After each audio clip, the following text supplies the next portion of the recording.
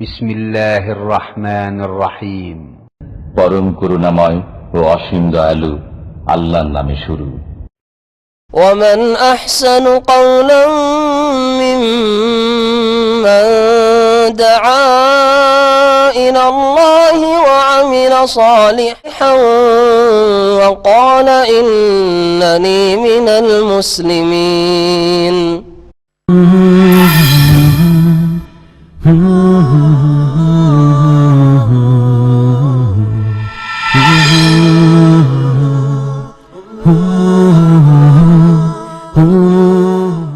إن الحمد لله نحمده ونستعينه ونستغفره ونعوذ بالله من شرور أنفسنا ومن سيئات أعمالنا من يهده الله فلا مضل له ومن يضلل فلا هادي له وأشهد أن لا إله إلا الله وحده لا شريك له وأشهد أن محمدا عبده ورسوله صلى الله تعالى عليه وعلى آله وصحبه وسلم تسليما كثيرا يا أيها الذين آمنوا اتقوا الله حق تقاته ولا تموتن إلا وأنتم مسلمون يا أيها الناس اتقوا ربكم الذي خلقكم من نفس واحدة وخلق منها زوجها وبث منهما رجالا كثيرا ونساء واتقوا الله الذي تساءلون به والأرحم إن الله كان عليكم رقيبا يا أيها الذين آمنوا اتقوا الله وقولوا قولا سديدا يصلح لكم أعمالكم ويغفر لكم ذنوبكم ومن يطع الله ورسوله فقد فاز فوزا عظيما أما بعد فإن خير الحديث كتاب الله وخير الهدي هدي محمد صلى الله عليه وسلم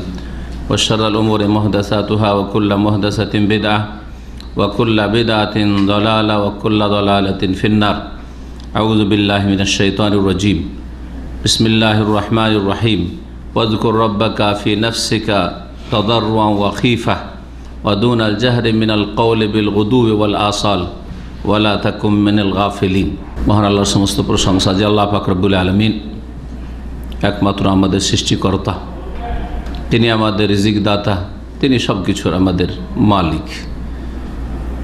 তিনি সব কিছুর যখন মালিক তখন ইবাদত বন্দেগী একমাত্র তার জন্য, তার সাথে না তার কাজে কেউ শরিক রয়েছে, না তার ইবাদতে কোনো শরিক রয়েছে, না তার গুণে কেউ শরিক রয়েছে। সালাত এবং সালাম নাজিল হোক নবী মুহাম্মদ রাসূলুল্লাহ সাল্লাল্লাহু আলাইহি ওয়াসাল্লামের উপর, যিনি আল্লাহ পাক রব্বুল আলামিনের সবচেয়ে বেশি স্মরণ করেছেন, জিকির আজকার করেছেন, আল্লাহ পাককে সবচেয়ে বেশি ডেকেছেন এবং সবচাইতে সুন্দরভাবে আল্লাহকে ডেকেছেন, আল্লাহ পাকের কাছে দোয়া করেছেন। আজকে আলোচনা করব কিছু দোয়া এবং জিকির আজকারের ফজিলত সম্পর্কে, মহত্ব সম্পর্কে। জিকির এবং দোয়াকেও কোরআন এবং হাদিসের ভাষায় জিকির বলা হয়, কারণ দোয়ার মাধ্যমে আল্লাহকে স্মরণ করা। জিকির মানে আল্লাহ পাক রব্বুল আলামিনকে স্মরণ করা। সুতরাং দোয়া আর দোয়ার শাব্দিক অর্থ হচ্ছে আহ্বান করা, ডাকা, আল্লাহকে ডাকা। তো যেই ব্যক্তি মহান আল্লাহকে ডাকলো অর্থাৎ দোয়া করলো, সেই ব্যক্তি আল্লাহকে স্মরণ করলো, অন্তর থেকে প্রথম স্মরণ করলো, তারপরে তার কথায় জবানে স্মরণ করলো, দোয়ার মাধ্যমে, আল্লাহকে আহ্বান করার মাধ্যমে, আল্লাহকে ডাকার মাধ্যমে। সুতরাং দোয়াগুলি হচ্ছে আজকার, জিকির আজকার। কিন্তু আমাদের দেশের পরিভাষা একটু ভুল পরিভাষা। ইসলামটাকে অনেক সময় আমরা অনেক ক্ষেত্রেই ভুলভাবে বুঝেছি, যার ফলে মনে করে যে জিকির আজকার মানে আলাদা জিনিস কিছু, আর দোয়া মানে আলাদা কিছু। দোয়া এবং জিকির আজকার আমাদের দেশের মানুষকে বোঝানোর জন্যই দুটো শব্দ আজকে ব্যবহার করেছি। আজকাল মানুষ যারা ব্যস্ত তারা খুব বেশি ব্যস্ত, আর অনেকেই হয়তো জরুরি কাজে ব্যস্ত নয় কিন্তু নিজেকে ব্যস্ত করে ফেলেছে। এদের সংখ্যাই বেশি। ব্যস্ত করে ফেলেছে মোবাইলে, নিজেকে দিনে কয়েক ঘন্টা মোবাইলের সাথে সম্পর্কিত রাখে, যার ফলে এতে একটা বড় সময় আপনার নিচ্ছে। এটা কি আপনি নিজের ব্যস্ততা মনে করছে যে আমি খুব ব্যস্ত, অথচ ডিউটি হয়তো আপনার 3 ঘন্টা। যেমন একটু আগে এক ভাই বলে যে আমার টোটাল সারাদিন ডিউটি, হ্যাঁ, স্কুল মাদ্রাসার ডিউটি, সকালবেলা 1-1.5 ঘন্টা পৌঁছে দেওয়া, দুপুরবেলা 1-1.5 ঘন্টা নেওয়া, তার টোটাল 3 ঘন্টা ডিউটি, ঠিক না? 24 ঘন্টার মধ্যে 3 ঘন্টা ডিউটি, বাকি আর বাঁচে কত ঘন্টা? 21 ঘন্টা বাঁচে। এই সময়গুলো কিসে নিচ্ছে, এটা দেখার বিষয়। মনে রাখবেন যে এই হাদিসগুলি আপনাদেরকে বারবার শোনানো হয়েছে যে প্রত্যেকটি মুহূর্তের আল্লাহ পাককে হিসাব দিতে হবে। আপনার যে আয়ু, যার একটা হচ্ছে যৌবন কাল, একটা হচ্ছে আপনার গোটা বয়সটা, আন ওমরেহি ফিমা আফনা, পুরো আয়ু, সময়, এই সমস্ত কিছুর হিসাব আল্লাহ পাকের কাছে দিতে হবে। সুতরাং প্রত্যেকে যাতে করে আমরা চিন্তাশীল হয় এই হিসাবের দিনের জন্য, যে দিন আল্লাহর সামনে সবাইকে দাঁড়াইতে হবে। আজকাল পুরুষদের চাইতে মহিলারা অনেক বেশি অবসর। এই অবসর সময়কে কোন কাজে লাগাবে খুঁজে পায় না, যার ফলে টিভি ছাড়া বাড়ি অচল। তার টিভি দিয়েই টাইম পাস করতে হবে, ওর সাথে সাথে মোবাইল, ইন্টারনেট তো যথেষ্ট একটা সময় নিচ্ছে। এই যে 24 ঘন্টার মধ্যে, কারণ পয়সা হয়েছে, আজকে থেকে 30-40 বছর আগে নাস্তার পয়সা ছিল না, বাসি পেটে লেখাপড়া করতে স্কুলে যাওয়ার, মাদ্রাসায় গিয়েছি আর লেখাপড়া করে এসেছি। এখন পয়সার অভাব নেই, সুতরাং সকালে বাচ্চাদের জন্য নাস্তা বানাবার দরকার নেই, টাকা দিয়ে দিল, যা স্কুলে কিনে খা, হয় ঘুমাবে আর না হলে টিভি নিয়ে বসে থাকবে। খাবারের ক্ষেত্রে খুব যদি ভালো মোটামুটি মহিলা হয় তাহলে শুধু পাক শাকটা করে, বাকি ডানে বামে যতগুলি সংসারের কাজ আছে ওই জন্য কয়েকজন কাজের মেয়ে রাখা আছে, পয়সা আছে। আর না হইলে হোটেল থেকে অর্ডার, হোটেল থেকে খাবার নিয়ে চলে আসো, এমনি শখ করে হোটেল থেকে খাবার নিয়ে আসো, তাহলে কাজ আর আছে কি? হ্যাঁ, গ্রাম অঞ্চলে মহিলাদেরকে একটা সময় ছিল যেই সময় তাদের পাক শাক, বাড়ির পরিষ্কার পরিচ্ছন্নতা ইত্যাদি এসব ছাড়াও তাদের বকরি, ছাগল, গরু, সেগুলিকে চারা দিতে হবে, সবগুলি দেখাশোনা করতে হইত। এগুলি আপনাদের জানা আছে যারা গ্রামে গঞ্জে বাস করেছে। কত কাজ তাহলে আপনার মা খালারা বা দাদি নানিরা করেছে। তারপরও তার আজকালকার এইসব মহিলাদের চাইতে অনেক সুস্থ ছিল আলহামদুলিল্লাহ, এবং অনেক ভালো তারা ইবাদত করেছে আলহামদুলিল্লাহ, এবং অনেক ভালো মানুষ ছিল আজকালকার মহিলাদের চাইতে। কারণটা কি? কারণটা হচ্ছে যে সময়কে গুনহার কাজে লাগাবার জন্য, নেকির কাজে না লাগানোর কারণে সময় থেকে আল্লাহ পাক বরকতকে ছিনিয়ে নিয়েছে, বরকত ছিনিয়ে নিয়েছে। এই যে ফ্রি সময়টা, এটাকে বরকতপূর্ণ কাজে লাগালে আপনার জীবনে বরকত হবে, পুরুষ হোক আর নারী হোক। আর যদি এই সময়টাকে হারাম, নাজায়েজ, গুনহার কাজে, গুনহা দেখছেন, গুনহা শুনছেন, গান বাজনা শোনা, মিউজিক শোনা, আর না হইলে মহিলাদের ছবি দেখা, পুরুষরা মহিলাদের ছবি দেখছেন ফেসবুকে, ইন্টারনেটে, ইউটিউবে, আর মহিলারা বিভিন্ন বেগানা পুরুষদের ছবি দেখছেন বিনা কাজে, বিভিন্ন কিছু দেখছেন, সিরিয়াল দেখছেন, এই দেখছেন, সেই দেখছেন, ফিল্ম দেখছেন। অপর পুরুষের নজর এইরকম দেওয়া জায়েজ নাই, যাতে আপনার কোনো নেকিও নেই, দিন শিখাও হয় না, তারপর অপর পুরুষের ছবির দিকে নজর দেবে একজন মহিলা, সেটা কি জায়েজ? এটাও চিন্তার কথা একটা। আপনাকে কদম বাড়াবার আগে একটা পুরুষ বেগানা পুরুষের দিকে বা তার ছবির দিকে নজর দেওয়ার আগে একজন বোনকে জেনে নিতে হবে যে শরীয়তের এই মাসলা কি, আমার এতে কোন নেকিটা হবে, এর দিকে তাকিয়ে থাকাই, তার কথা শুনে আমি হেদায়েত পাচ্ছি, তার কথা শুনে একটা দিনের কথা শিখছি না, কিছুই না। হয়তো ফিল্ম, সিরিয়াল বা এরকম বহু কিছু রয়েছে, হাসার কিছু হাসাচ্ছে, নাটক, তো অবশ্যই এগুলি গুনহার কাজ। এ সমস্ত কাজে সময়গুলি চলে যাচ্ছে যেগুলিতে আল্লাহ রাজি হন না, নারাজ, অসন্তুষ্ট হচ্ছেন, যার ফলে এই সময়গুলিতে লাইফে বরকত নেই। যখন বরকত নেই তখন এত ভোগবিলাসী আর পয়সার জীবন, সুখের জীবন থাকা সত্ত্বেও অসুস্থ আর অসুস্থ, শরীর চলে না, কাউকে সুগার, কাউকে প্রেশার, আর কারোর আর কোনো চর্বি, কোলেস্ট্রল, বালা মুসিবতের শেষ নেই। আর পেটে যদি গর্ভধারণ করে নেয় তো বলছে বেড রেস্ট, নতুন একটা ভাষা কিছুদিন থেকে শোনা যাচ্ছে। হ্যাঁ, আমার মায়ের 9 ছেলে মেয়ে, 9 ছেলে, একটা কোনো মেয়ে ছিল না যে সহযোগিতা করবে, তারপর জীবনে বেড রেস্ট ভাষাও জানতো না, আর বাংলাও জানতো না, আর কোনোদিন বেড রেস্টও করেনি। 3 দিনের বাচ্চা হয়ে গেছে, সংসার সব কাজই করেছে।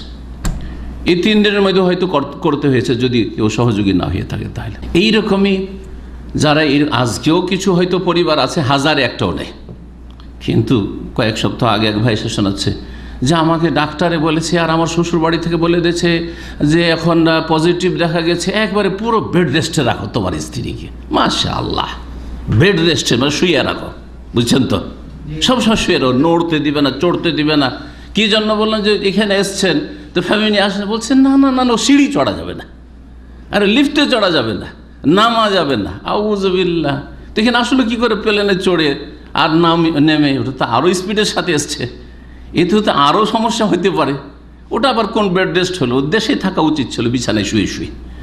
আল্লাহুল মুস্তাআন। এই কথাগুলো এই জন্যই বললাম যে এই শ্রেণীর লোক আজকাল মুসলিম সমাজে, তাদের সারাদিনে আল্লাহ পাকের কোনো জিকির স্মরণ আছে, কোনো একটি সুন্নতি দোয়া পড়া আছে, কোনো একটা নেকির ব্যালেন্সের ব্যবস্থা আছে যে আমার ফরজ, হয়তো ফরজটা আদায় করছে কিছু লোক আছে, যারা ফরজও আদায় করছে 5 ওয়াক্ত সালাত আর দৈনন্দিন যা ফরজ রয়েছে সেগুলি, তারাও কিন্তু এই রকমের বড় অঙ্কের নেকি থেকে, জিকির আজকার থেকে, দোয়া থেকে উদাসীন, গাফেল, এবং আল্লাহর সাথে সম্পর্ক তাদের একেবারে দুর্বল, কমজোর, নড়বড়ে। এই হচ্ছে অবস্থা আজকাল।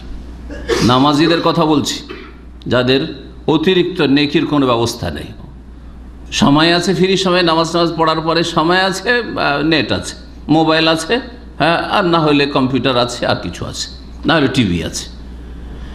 এই হচ্ছে মুসলিম সমাজের অবস্থা। আর বাকি বেনামাজিদের কথা বাদ দেন, আধা নামাজিদের কথা বাদ দেন, গুনাহগার যারা ফাসেক পাপে ডুবে আছে তাদের কথা বাদ দেন। তাদের জিন্দেগি হচ্ছে পাশবিক জীবন, জি, তাদের মাঝে আর অন্যান্য পশু পাখির মাঝে কোনো পার্থক্য নেই।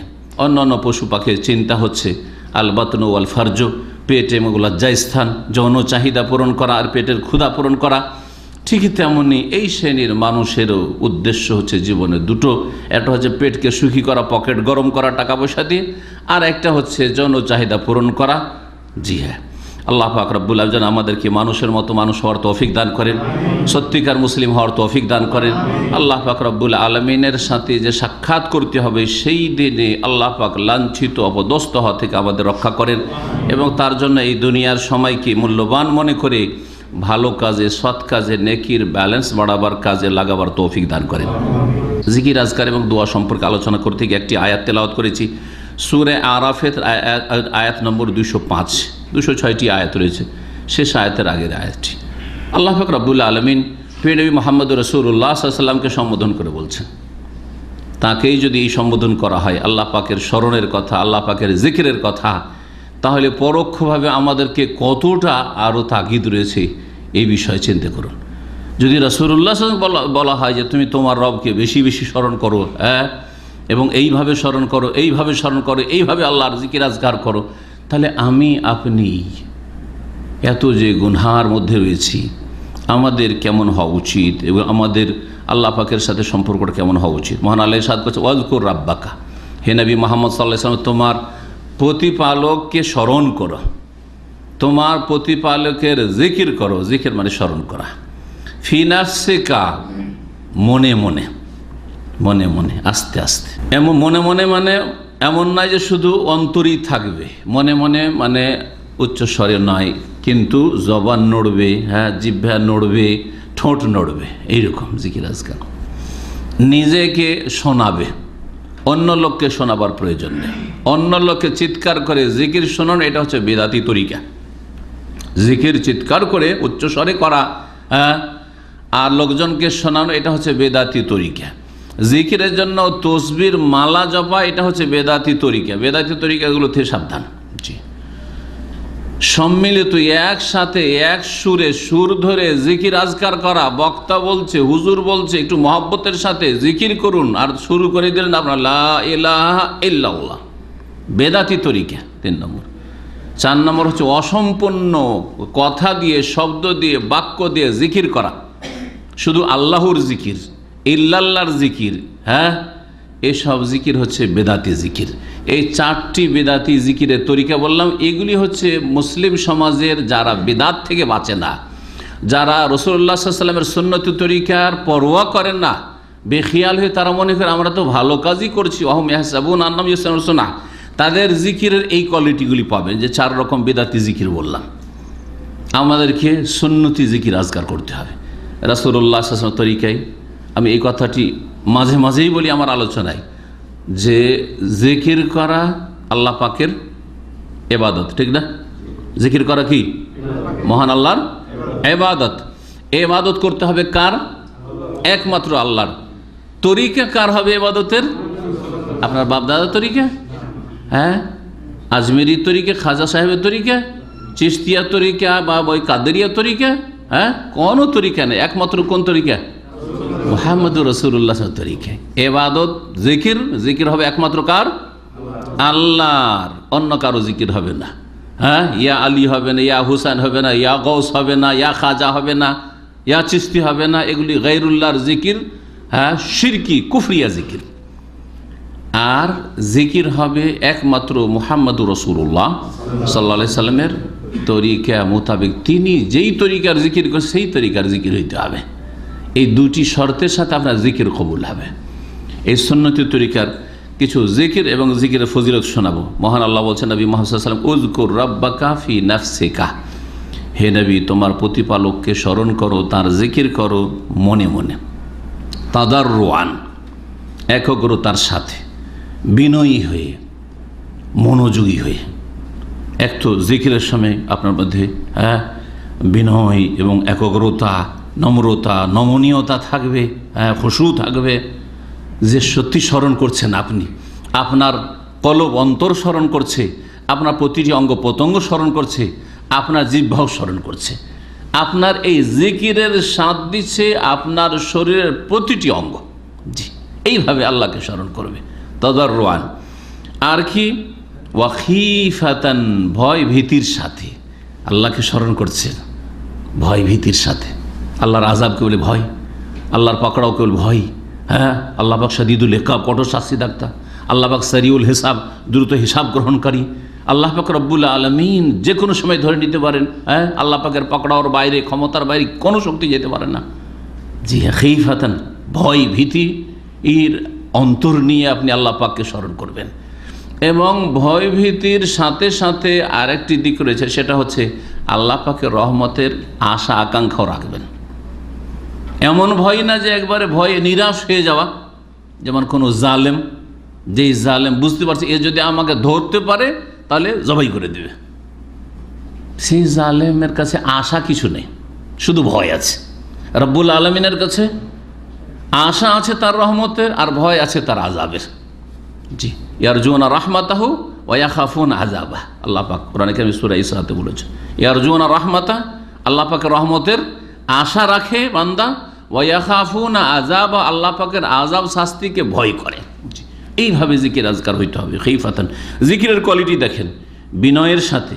তার আগে আল্লাহ বলেন মনে মনে, এক হচ্ছে মনে মনে, আস্তে আস্তে, জোরে নয়, বিনয়ের সাথে, খিফাতান ভয় ভীতির সাথে, অদুনাল জাহরে মিনাল কওলি, অনুচ্চ স্বরে।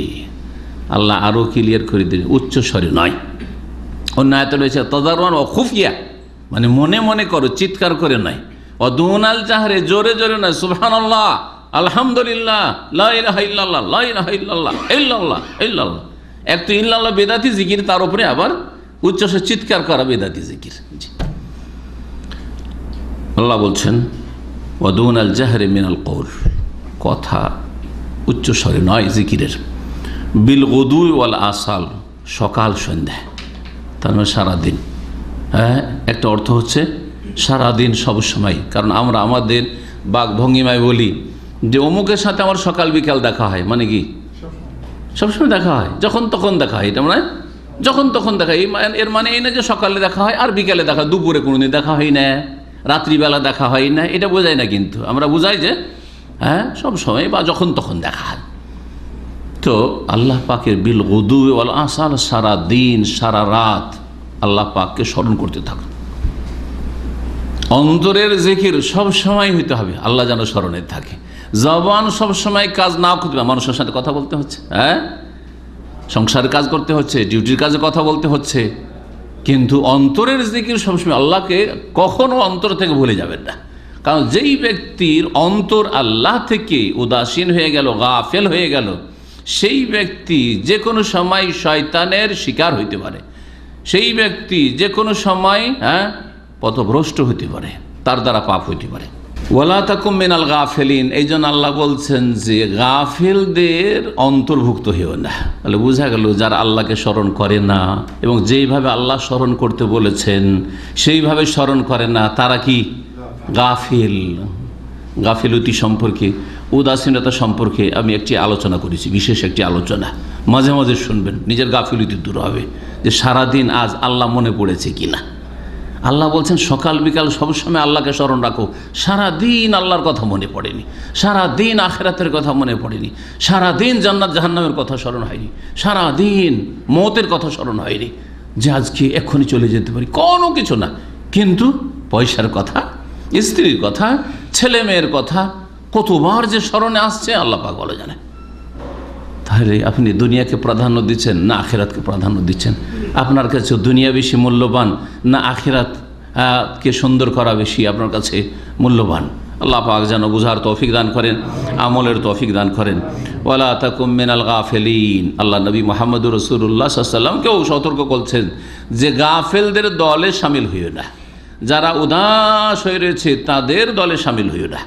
জি, আল্লাহ পাক রব্বুল আলামিন আর ওই সূরা আহজাবের আয়াত নম্বর 35-এ মুমিন মুসলিমদের বেশ কিছু বৈশিষ্ট্য, গুণ, 10টি প্রায় বৈশিষ্ট্য, ইন্নাল মুসলিমিন অল মুসলিমাত, মুসলিম হওয়া, অল মুমিনিন অল মুমিনাত, ইমানদার পুরুষ ইমানদার নারী, মুসলিম পুরুষ মুসলিম নারী, অল কানেতিন অল কানেতাত, অনুগত পুরুষ অনুগত নারী, হ্যাঁ, যে আল্লাহর আনুগত্য করে, রাসূলের আনুগত্য করে, হ্যাঁ, অভিভাবকের আনুগত্য করে, অসাদেকিনা অসাদেকাত, আর সত্যবাদী পুরুষ সত্যবাদী নারী, অসাবেরিনা অসাবেরাত, আর ধৈর্যশীল পুরুষ ধৈর্যশীল নারী, অল খাশেইনা অল খাশেয়াত, আর বিনয়ী পুরুষ বিনয়ী নারী, অল মুতাসাদ্দিকিন অল মুতাসাদ্দিকাত, দান খয়রাতকারী পুরুষ দান খয়রাতকারী নারী, অসাইমিনা অসাইমাত, রোজাদার সিয়াম পালনকারী পুরুষ আর রোজাদার নারী, ওয়াল হাফিজিনা ফুরুজাহুম ওয়াল হাফিজাত, আর লজ্জা স্থানের সুরক্ষাকারী পুরুষ লজ্জা স্থানের সুরক্ষাকারিণী,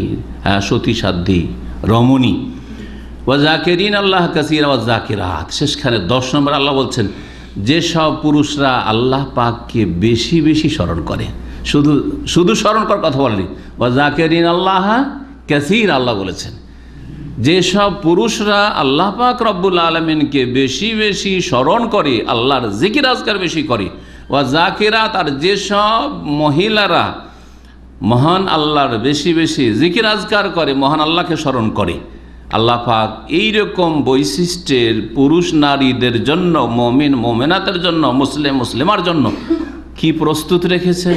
মহান আল্লাহ বলছেন আ'আদাল্লাহু লাহুম মাগফিরাহ, আল্লাহ তাদের জন্য প্রস্তুত রেখেছেন তার পক্ষ থেকে মার্জনা, ক্ষমার ঘোষণা। 71 যুদ্ধ অপরাধী, হ্যাঁ, যুদ্ধ অপরাধী, তাদের যে কি শাস্তি হবে আল্লাহই ভালো জানে, আপনাদের জানা আছে, শুনেছেন। তখন অনেকে এসে ক্ষমার জন্য কিভাবে ক্ষমা পাওয়া যায়, কিভাবে ক্ষমা পাওয়া যায় বিভিন্ন পথ অবলম্বন করল। তখন একটা সাধারণ ক্ষমার ঘোষণা হয়েছিল, জানা আছে আপনাদের এগুলো, হ্যাঁ, তাই না? কত খুশি হয়েছে ওই অপরাধে যারা সত্যিকার রাজাকার ছিল, আলবদর ছিল, তারা কত খুশি হয়েছে যে যাক একটা আম কি পেয়ে গেছি, ক্ষমা পেয়ে গেছি, ক্ষমা পেয়ে গেছি। একটা সাধারণ একটা নেতার সামনে যদি ক্ষমা পেয়ে যান, আপনার মতো সে মানুষ 3.5 হাতের, হ্যাঁ, তাতেই যদি এত আনন্দ ফিল করেন আর এত যদি সুখ শান্তি মনে করে যে আরও কিছুদিন বাঁচলাম, ফাঁসি থেকে বাঁচলাম, জেল থেকে বাঁচলাম, আর ইত্যাদি ইত্যাদি থেকে বাঁচলাম, কত খুশি, সুবহানাল্লাহ। আল্লাহর পক্ষ থেকে যখন শোনানো হচ্ছে কোরআনে কারীমের কথা, আ'আদাল্লাহু লাহুম মাগফিরাহ, আল্লাহর পক্ষ থেকে ক্ষমা প্রস্তুত হয়ে আছে, তেমন কোনো যেন অনুভূতিই নেই, হ্যাঁ, তেমন কোনো আগ্রহ নেই। যেটা বিশাল ব্যাপার আমার জন্য, যে যা কিছু হয়ে থাকুক না কেন আল্লাহ কি রেখেছেন? ক্ষমা প্রস্তুত রেখেছেন। সুবহানাল্লাহ। আল্লাহ যদি ক্ষমা প্রস্তুত রাখেন কোনো বান্দার জন্য, তাহলে ভুল হয়ে গেলেও এই গুণগুলি যেহেতু আছে, সুতরাং আল্লাহর আযাব তাকে স্পর্শ করবে না। আল্লাহর আযাব তাকে স্পর্শ করবে না। তার দুনিয়া সর্বনাশ হয়ে ধাক্কা লাগতে পারে, পাপের কারণে একটু ধাক্কা খেতে পারে, কিন্তু দুনিয়া একবারে সর্বনাশ হয়ে যাবে তা হবে না। হ্যাঁ, কবরের জীবনে তার সর্বনাশ হয়ে যাবে, একবারে জাহান্নামে জ্বলতে হবে আর কঠোর শাস্তি হবে তা হবে না, জাহান্নামে জ্বলতে হবে তা হবে না। আল্লাহ পাক তার জন্য ক্ষমা প্রস্তুত রেখেছেন। আর কি, ওয়া আজরান আজিমা, আল্লাহ মহা পুরস্কার তার জন্য প্রস্তুত রেখেছেন। এই রকম যাদের বৈশিষ্ট্য রয়েছে, তার শেষখানে বললাম যে বেশি বেশি যারা আল্লাহ পাককে স্মরণ করে, আল্লাহ পাকের জিকির আজকার করে, নারী হোক অথবা পুরুষ। আল্লাহ পাকের দিনের ক্ষেত্রে নারী পুরুষের মর্যাদা সমান। দিনের আমলের ক্ষেত্রে বিষয়টি ভালো করে মনে রাখবেন। হয়তো স্বামী স্ত্রী মনে করছেন যে আমি তো স্ত্রীর চাইতে শ্রেষ্ঠ, কারণ আমাকে আর রেজালও কাওয়ামুন আলান নিসা, আমাকে নেতৃত্ব দেওয়া হয়েছে, বাড়ির নেতৃত্ব দেওয়া হয়েছে, তাই বলে আপনার নামাজের সওয়াব বেশি আর আপনার স্ত্রীর নামাজের সওয়াব কম, এটা কি? আল্লাহ পুরস্কারের ক্ষেত্রে সমান বলেছেন। হ্যাঁ, জিকির বেশি বেশি জিকিরকারী পুরুষ আর বেশি বেশি জিকির আজকারকারী নারী। আ'আদাল্লাহু লাহুম মাগফিরাতান, সকলের জন্য, নারী হোক আর পুরুষ, তাদের জন্য মার্জনা আল্লাহর পক্ষ থেকে প্রস্তুত আছে, আর মহাপুরস্কার তাদের জন্য প্রস্তুত আছে সমানভাবে। আল্লাহ পাক আপনার জিকিরে যেমন নেকি দেবেন, আপনার স্ত্রীর জিকিরে ওই রকমই নেকি দেবেন। আপনার ছেলেদের জিকিরে যেমন নেকি দেবেন, আল্লাহ পাক আপনার মেয়েদের জিকিরে ওই রকমই নেকি দেবেন। আপনার ছেলের দোয়া যেমন আপনার জন্য কাজে লাগবে, সমানভাবে আপনার মেয়ের দোয়া আপনার জন্য বেশি কাজে লাগবে, ওর চাইতে কম কাজে লাগবে না। সুতরাং মেয়ের ক্ষেত্রে কেন এত অনীহা? মেয়ে হয়ে গেলে মনটা খারাপ, হ্যাঁ, মলিন হয়ে গেল চেহারা, যে আমার পরপর কয়েকটা মেয়ে হয়ে গেল। কেন এটা? আপনার ইমানে কমজোরি আছে, তকদির ইমানের ক্ষেত্রে দুর্বলতা আছে, শুধু আমলে দুর্বলতা নেই, তকদিরের প্রতি বিশ্বাসে দুর্বলতা আছে। মনে করছেন ছেলেটা হলে বেশি কাজে আসতো, হ্যাঁ, মেয়েটা কাজে আসবে না। কোনোদিন কি শুনেছেন কোন একটা গল্প যে মেয়েতে বাপকে মেরেছে, কিন্তু ছেলে বাপকে মাকে যেখানে সেখানে মারছে? জানেন নাকি? এতে থেকেও শিক্ষা হয় না যে ছেলের জন্য আগ্রহী সেই ছেলে আপনাকে জুতা মারতে পারে, হ্যাঁ, আপনাকে খুনও করতে পারে, কিন্তু কোনো জায়গায় এইরকম খবর আজ পর্যন্ত আমি তো পাইনি যে অমুক মেয়েতে তার বাপকে মেরে দিয়েছে না মাকে মেরে দিয়েছে। আল্লাহ পাক যেন বুঝার তৌফিক দান করেন। জি, এবং আল্লাহ পাক যা আমাদের ভাগ্যে জুটিয়েছেন তাতে সন্তুষ্ট হওয়ার তৌফিক দান করেন।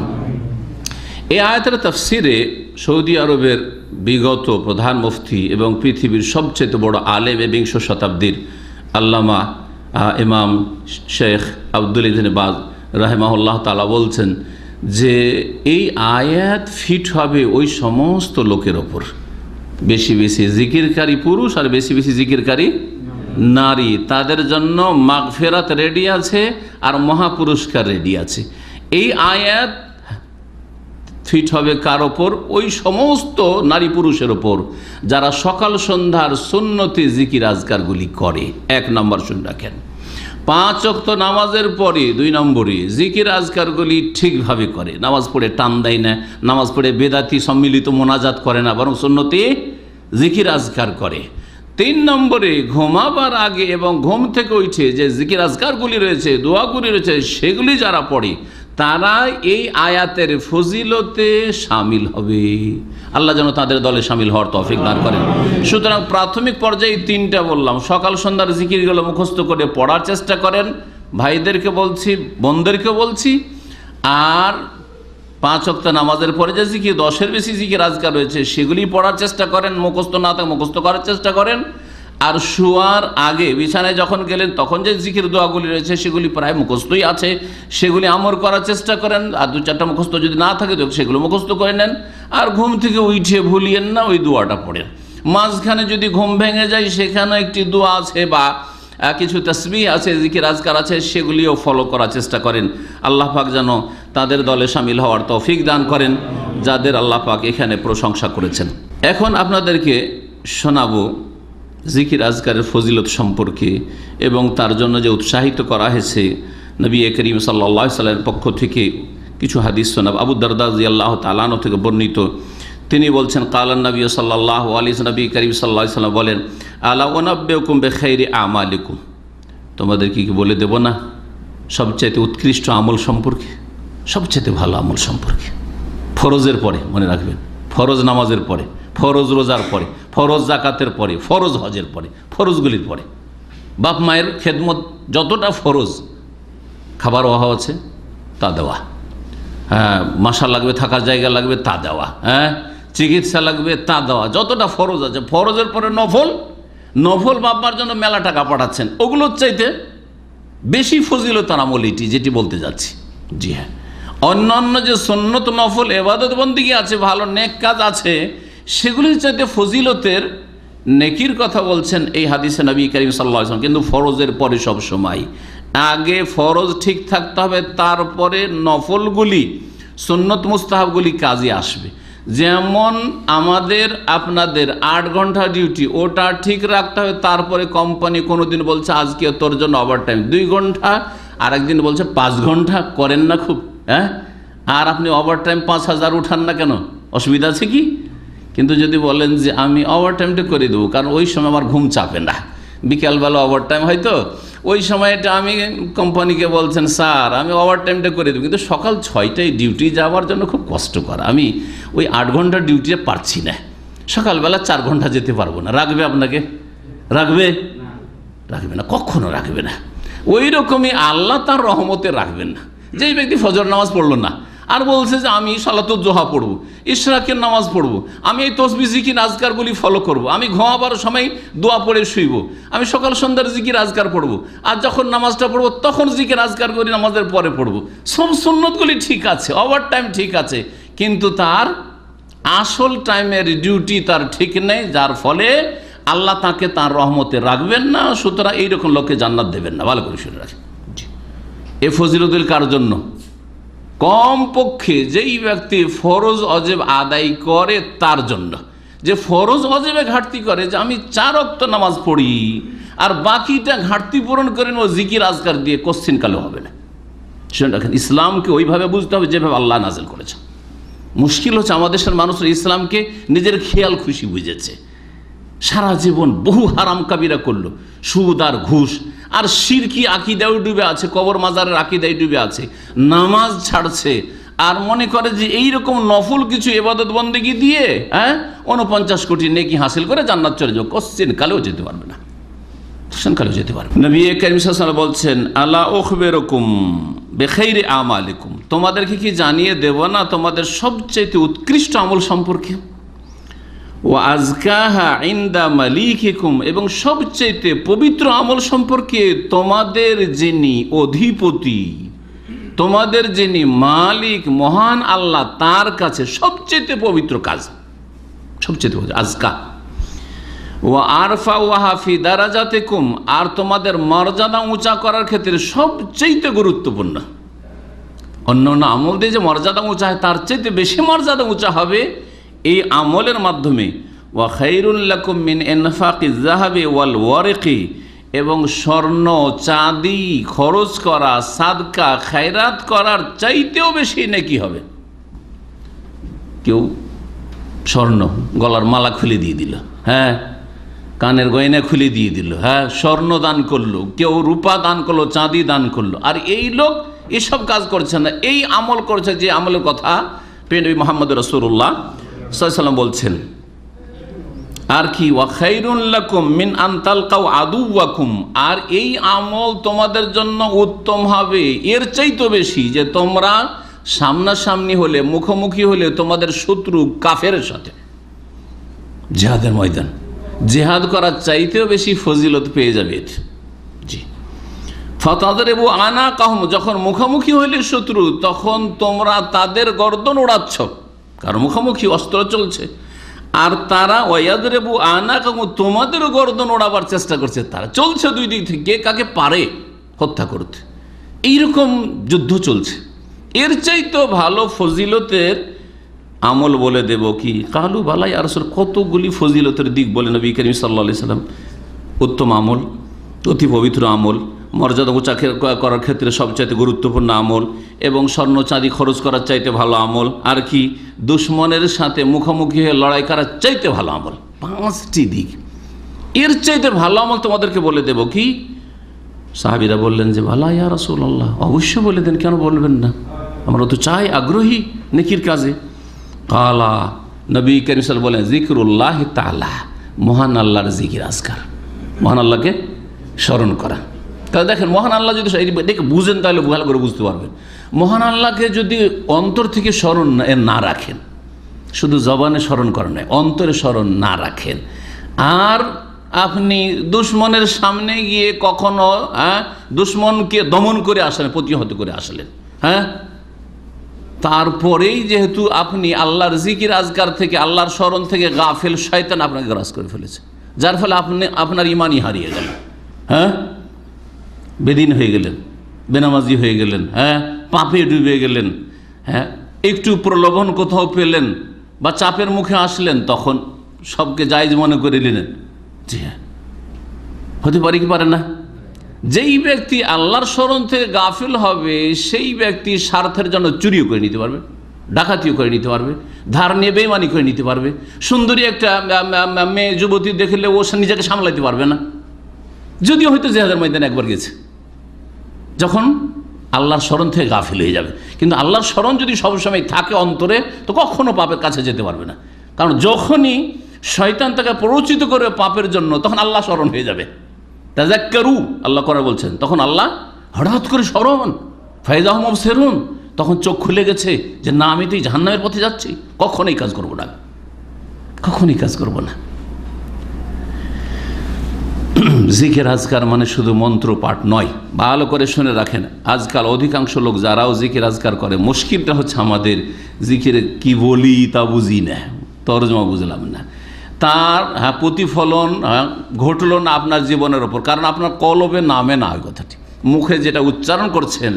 নামাজের পরে সকলেই বলছেন, যারা নামাজ পড়ছেন, আস্তাগফিরুল্লাহ আস্তাগফিরুল্লাহ আস্তাগফিরুল্লাহ, এখানে পড়লেন এখানে পড়লেন না, তাহলে এই আস্তাগফিরুল্লাহর প্রতিফলন কি আপনার লাইফে হবে? রেজাল্ট, ফলাফল দেখা দিবে না। তিরমিজির হাদিস, ইবনে মাজার হাদিস, হাদিসটিকে আল্লামা আলবানী সহিহ বলেছেন, সহিহুল জামের 2629 নম্বর হাদিস। আর একটি হাদিস শোনাই, অল্প মেহনতেই অনেক নেকি রয়েছে, অনেক ঘাটতি পূরণ করতে পারবেন। অতীতে যেগুলো হয়ে গেছে ভুল, করার তো কিছু নেই। আগামীতে আপনি ফরজ ওয়াজিবে ঘাটতি করবেন না, কিন্তু অতীতে ফরজ ওয়াজিবে ঘাটতি হয়েছে, করার কি আছে? তাহলে এই সুন্নত নফল দিয়ে আপনাকে কী করতে হবে? ঘাটতি পূরণ করার চেষ্টা করতে হবে। সহিহ বুখারীর শেষ হাদিস এই হাদিসটি, এবং সহিহ মুসলিমও রয়েছে। আবু হুরায়রা রাদিয়াল্লাহু তাআলা আনহু থেকে বর্ণিত, রাসূলুল্লাহ সাল্লাল্লাহু আলাইহি ওয়াসাল্লাম বলছেন, কালেমাতানে, দুটি ওয়ার্ড আছে, বাক্যকে ওয়ার্ড বলেছেন নবী সাল্লাল্লাহু আলাইহি ওয়াসাল্লাম, আমরাও বলি। আপনার সাথে একটা কথা আছে, একটা কথা বলতে কি 5 মিনিটও শেষ হয়নি, একটা কথা বললে মেলাটি কথা বলেছেন, অনেকগুলি কথা বলে দিয়েছেন, তাই না? আমরা যেমন বলি ঠিক ওই রকমই। দুটি বাক্য আছে, খাফিফাতানে আলাল লিসান, জবানের ওপর খুব হালকা, বলতে একেবারে সহজ, মুখস্থ করতেও সহজ, কোনো মেহনত পরিশ্রম লাগে না, কষ্ট লাগে না। আর কি? সাকিলাতানে ফিল মিজান, জবানে হালকা আর ভারী কিসে? মিজান, আল্লাহ পাকের যে দাঁড়ি পাল্লা হবে নেকি গুনাহ মাপার, নেকির পাল্লাতে সাকিলাতান অনেক ভারী হবে সেটা। হাবিবাতান ইলার রহমান, এবং মহান দয়াবান আল্লাহ পাক রব্বুল আলামিনের কাছে বড়ই প্রিয় এই দুটি কথা, এই দুটি বাক্য অত্যন্ত প্রিয় আল্লাহ পাকের কাছে। কি সেই দুটি? সুবহানাল্লাহি ওয়া বিহামদিহি একটি, ও সুবহানাল্লাহিল আজিম। সুবহানাল্লাহি ওয়া বিহামদিহি, আল্লাহ পাকের প্রশংসার সাথে সাথে পবিত্রতা ঘোষণা করছি, আল্লাহকে পবিত্র ঘোষণা করলেন সমস্ত ত্রুটি থেকে, আর আল্লাহ পাকের গুণগানও পেশ করলেন। আর ও সুবহানাল্লাহিল আজিম, মহান আল্লাহর পবিত্রতা মহত্ব ঘোষণা করছি। সুবহানাল্লাহি ওয়া বিহামদিহি সুবহানাল্লাহিল আজিম কার মুখস্থ নেই? না আবার গিয়ে মুখস্থ করতে হবে? সকলের মুখস্থ আছে, কিন্তু আমল করছেন যে আজকে আমি আমার যে নেকির পাল্লা আছে ভর্তি করে দিই, একবার কমপক্ষে পড়ে দিই, বা 3 বার পড়ে নিই, 10 বার পড়ে নিই, বা যতবার, এরকম জরুরি নয় যে 1 বার বা 3 বার 7 বার 10 বারই হইতে হবে। আপনি রাস্তায় চলছেন, পড়তে অসুবিধা আছে নাকি? পায়ের কাজ করছে, যাবেন গন্তব্যস্থানে, হেঁটে যাচ্ছেন। আর যদি আপনি গাড়ি চালান, তো গাড়ি চালাতে যে অঙ্গগুলি লাগে সেগুলি কাজ করছে, জবান তো আর গাড়ি চালায় না, জবানে আপনি পড়তে আছেন, অসুবিধা আছে কিছু? কত নেকি থেকে আমরা বঞ্চিত থাকছি। বরং সারাদিনে একবার এত মূল্যবান দুটি কালেমা বাক্য পড়ার তৌফিক হয় না, আর কয়েক ঘন্টা নেট নিয়ে বসে থাকছেন। কি জবাব দেবেন আল্লাহ পাক রব্বুল আলামিনকে? কোনদিন চিন্তা করেছেন আপনি? সুবহানাল্লাহি ওয়া বিহামদিহি সুবহানাল্লাহিল আযীম। আবু মুসা আশআরী রাদিয়াল্লাহু তাআলা আনহু থেকে বর্ণিত, তিনি বলছেন যে নবী করিম সাল্লাল্লাহু আলাইহি ওয়াসাল্লাম বলেন, যারা আল্লাহকে স্মরণ করে, আল্লাহর জিকির আজকার করে, আর যারা করে না, এই দুই লোকের উদাহরণ বা উপমা কি? বলছেন মাসালুল্লাযী ইয়াযকুরু রাব্বাহু ওয়াল্লাযী লা ইয়াযকুরু রাব্বাহ। ওই ব্যক্তির দৃষ্টান্ত যেই ব্যক্তি তার রবকে স্মরণ করে, আল্লাহর জিকির আজকার করে সুন্নতি তরিকায়, আর আরেকজন যে লা ইয়াযকুরু রাব্বাহু, আল্লাহকে স্মরণ করে না, আল্লাহ থেকে গাফিল, আল্লাহর জিকির আজকার করে না, এই সুন্নতি জিকির আজকারগুলি করে না। এই দুইজনের উদাহরণ বা দৃষ্টান্ত কেমন? মাসালিল বা মাসালুল হাইয়্যি ওয়াল মাইয়্যিত, জীবিত এবং মৃতের মতো। যেই ব্যক্তি জিকির আজকার করে সে হচ্ছে জীবিত ব্যক্তির মতো, আমাদের মতো, আর যেই ব্যক্তি জিকির আজকার করে না সে হচ্ছে মৃত, মুর্দার মতো। মৃতর বডি কোনো কাজে লাগবে না, রুহটা বেরিয়ে চলে গেছে, তাড়াতাড়ি ওকে দাফন করো, না হইলে গরমের দিন রাত কাটানো যাবে না, রাত্রেই দাফন করো, না হলে বাড়িতে থাকা যাবে না। আর যদি বাড়িতে রাখাও যায়, তারপরে একা মৃতর কাছে থাকতে পারছেন না, অথচ হোটেলে আপনার সাথে পরিচয় থাকার না থাক, উমরায় যাচ্ছেন, আর ব্যাচেলার যারা যাচ্ছেন এক রুমে 4 জন 5 জন দিচ্ছেন, রাত কাটিয়ে চলে আসছেন, অসুবিধা লাগছে নাকি? জীবনে ওর সাথে দেখা হয়নি, তারপরে একই হোটেলে প্রথমবার দেখা গিয়ে থেকে চলে আসছেন না? আপনার স্ত্রী মৃত, থাকেন তো রুমে একা, এক রাত কাটান শুধু, যে আজকের রাত আমার স্ত্রীর সাথে এই মৃতদেহ নিয়েই থাকবো, একাই থাকবো, কাউকে এখানে রাখবো না। ভয়ঙ্কর মনে হবে আপনার জন্য। মহিলাদের জন্য তো আরো মুশকিল। যতই স্বামীকে ভালোবাসুক না কেন, ওকে বলেন যে কত ভালোবাসো, ভালোবাসার প্রমাণ দাও, যে আমার ইন্তেকালের পর এক রাত আমার মৃতদেহ নিয়ে তোমাকে একাই ঘরে থাকতে হবে, ক্ষমতা নেই। তাহলে এই বডির মূল্যই কি? কোনো মূল্য নেই, কোনো মূল্য নেই। সুবহানাল্লাহ। ওই রকমই যেই ব্যক্তি আল্লাহর জিকির আজকার করে না, আল্লাহকে স্মরণ করে না, আল্লাহ থেকে সারা দিন গাফিল হয়ে থাকে, সেই ব্যক্তি মৃতের মতো, মৃত লাশের মতো। আবু মুসা আশআরী রাদিয়াল্লাহু তাআলা আনহু থেকে আরো বর্ণিত, এই হাদিসটি বুখারীতে রয়েছে, হাদিস সহিহ বুখারীর। সবগুলি হাদিস, আমি কোনো জয়ীফ হাদিস শোনাই না এবং শোনাবো না ইনশাআল্লাহ। সহিহ মুসলিমে রয়েছে মাসালুল বাইত, এটা ছিল ব্যক্তির ক্ষেত্রে। সহিহ মুসলিমে কি আছে? মাসালুল বাইতিল্লাযী ইউযকারুল্লাহু ফীহি, ওই বাড়ির উদাহরণ যেই বাড়িতে আল্লাহকে স্মরণ করা হয়। আপনার বাড়িতে স্বামী স্ত্রী মাশাআল্লাহ আপনারা নামাজি, আর নামাজের পরে জিকির আজকারগুলি পড়েন, সকাল সন্ধ্যার জিকির আজকার পড়েন, আর এমনি জিকির তসবিহ হইতে থাকে, ঘুমাবার আগে জিকির আজকার আপনিও করেন, আপনার স্ত্রী করে, আপনার ছেলে মেয়েদেরকে জিকির আজকার করাবার জন্য স্মরণ করান। এইরকম বাড়ি আপনার। আর একজনের বাড়িতে না স্বামী জিকির আজকার করে, না স্ত্রী করে, না ছেলে মেয়েরা করে, না তাদেরকে শিখায়, কোনো জিকির আজকার নেই। বাড়িতে ঢুকে গেল, সোজা ঢুকে গেল, কিরে কি খবর, বিসমিল্লাহ বললো না, আসসালামু আলাইকুমও বললো না, যখন বাড়ি থেকে বেরোলো যে সেই দোয়া আছে সে জিকির আজকার করলো না, ঘুমালো সেখানেও গরু ছাগল যেমন ঘুমিয়ে যায় ওই রকমই ঘুমিয়ে গেল, একটাও জিকির আজকার নেই। বাথরুমে গেল, কোনো কথা নেই, বাথরুম থেকে বেরোলো কোনো জিকির নেই। ওই বাড়ির উদাহরণ আর যেই বাড়িতে জিকির আজকার হয়, দুই বাড়ির উদাহরণ হচ্ছে মাসালুল হাইয়্যি ওয়াল মাইয়্যিত, জীবিত এবং মৃতের মতো। সহিহ মুসলিম আছে। আবু মুসা আশআরী রাদিয়াল্লাহু তাআলা আনহু থেকে আরেকটি হাদিস বুখারী মুসলিমে রয়েছে, লা হাওলা ওয়ালা কুওয়াতা ইল্লা বিল্লাহর ফজিলত সম্পর্কে। অনেকে পড়েন কিন্তু ফজিলত জানেন না। অত্যন্ত গুরুত্বপূর্ণ এই জিকিরটি, এই দোয়াটি, অথচ সবার মুখস্থ আছে, আছে না? সকলের মুখস্থ আছে। কাল আলী রাসূলুল্লাহ সাল্লাল্লাহু আলাইহি ওয়াসাল্লাম বলছেন যে আমাকে রাসূলুল্লাহ সাল্লাল্লাহু আলাইহি ওয়াসাল্লাম বলেছেন, আলা আদুল্লুকা আলা কানজিম মিন কুনুজিল জান্নাতে, তোমাকে কি জানিয়ে দেব না জান্নাতের ভান্ডার সমূহের একটি ভান্ডার সম্পর্কে?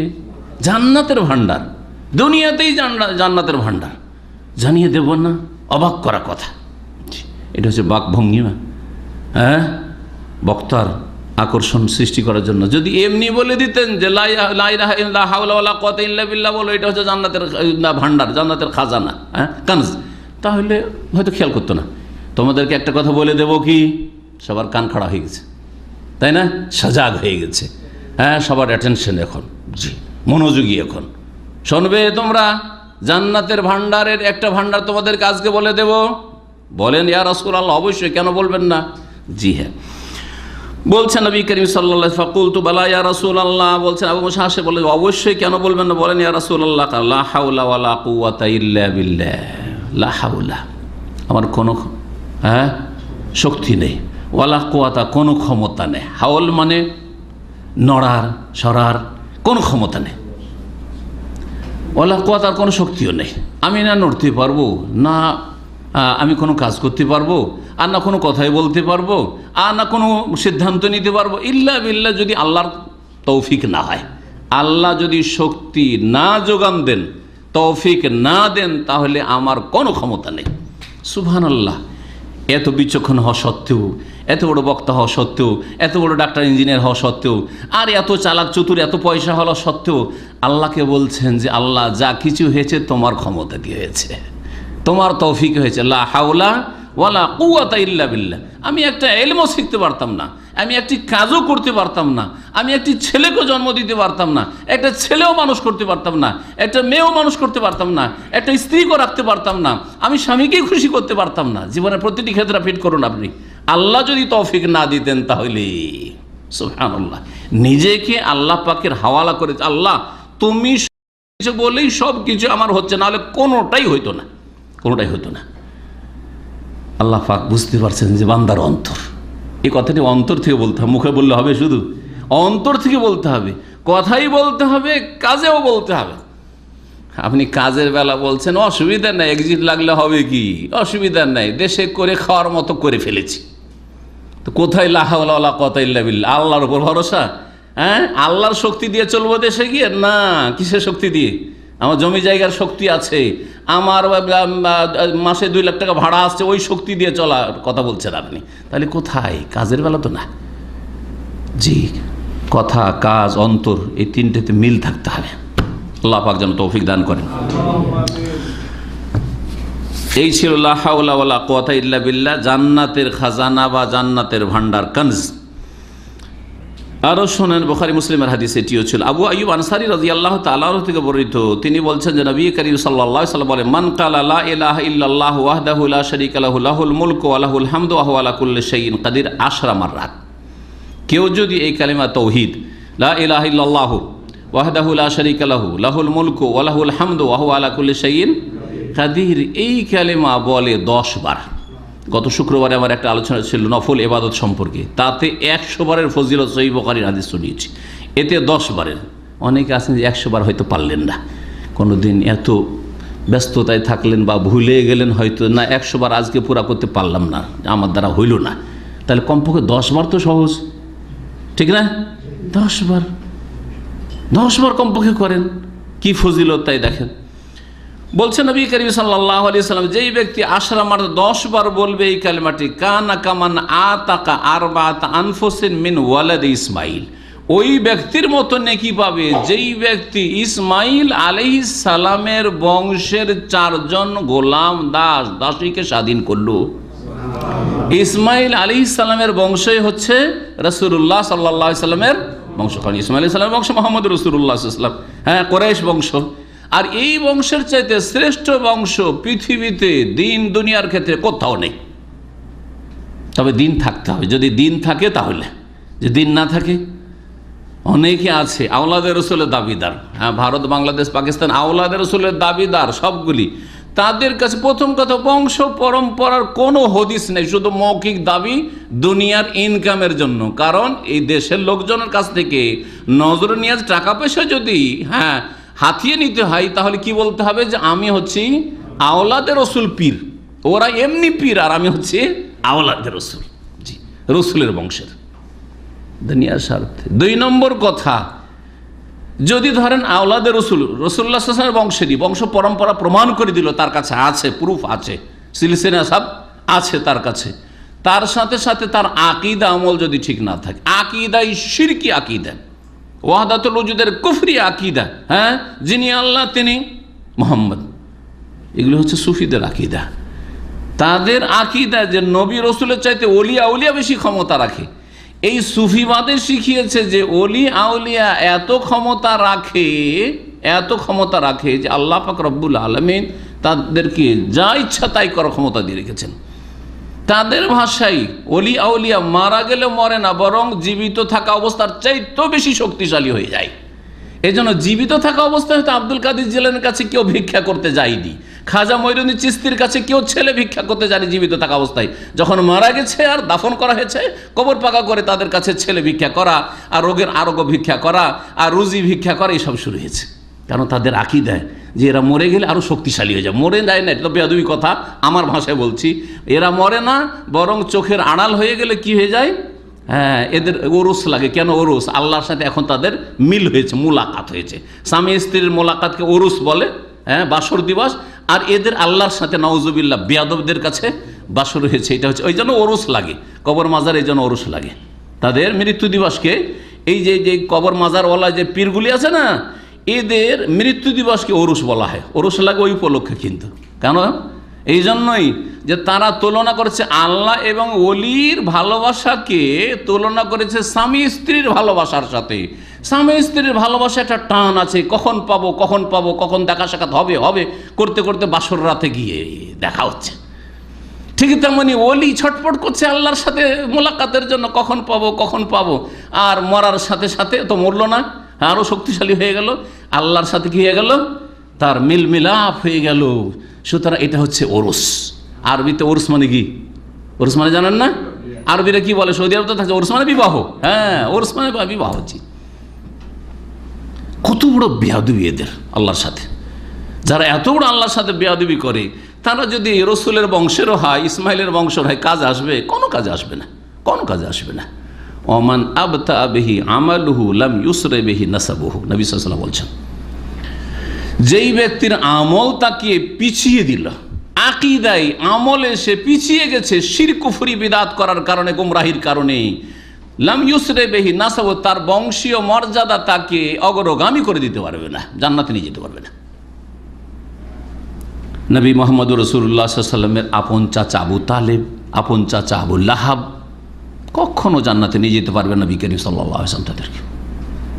নূহ আলাইহিস সালামের ছেলে কে কখনো তিনি নিয়ে যেতে পারবেন না, নিজের স্ত্রীকে কখনো জান্নাতে নিয়ে যেতে পারবেন না, ইব্রাহিম আলাইহিস সালাম নিজের বাপকে কখনো জান্নাতে নিয়ে যেতে পারবেন না। তাহলে বংশীয় মর্যাদা কোনো কাজে, আমলবিহীন, আকীদাবিহীন, ইসলামবিহীন, ঈমানবিহীন কাজে আসবে না, আসেনি, কখনো আসবেও না। এই তো শুনলেন কালিমা তাওহীদের ফজিলত 10 বার পড়লেই। সামরা বিন জন্দুব রাদিয়াল্লাহু তাআলা আনহু থেকে বর্ণিত হাদিস সহিহ মুসলিমে রয়েছে, ক্বালা রাসূলুল্লাহ সাল্লাল্লাহু আলাইহি ওয়াসাল্লাম আহাব্বুল কালামি ইলাল্লাহি আরবা, আল্লাহর কাছে সবচেয়ে প্রিয় বাক্য হচ্ছে 4টি। আল্লাহর কাছে সবচেয়ে প্রিয় বাক্য হচ্ছে, প্রিয় কালিমা হচ্ছে 4টি। কি জানেন?